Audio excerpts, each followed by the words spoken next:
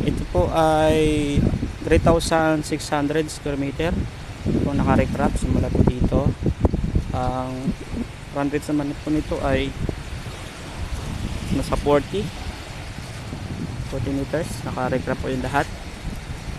Pagka naman po yung sa harap nya, part din po ng Honda Bay. Ano po, yung mga tanim po itong yung mga talisay, puno ng nyog.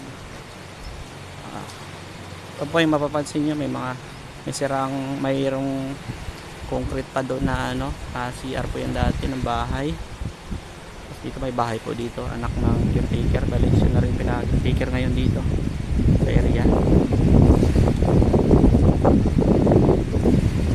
Ito naman po yung buhangin nya.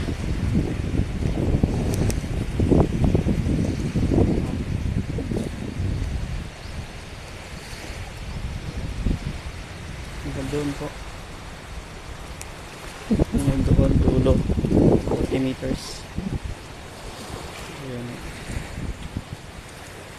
Malapit lang po ito sa Villa Blanca. Ito naman po yung harap, may mga pibos po.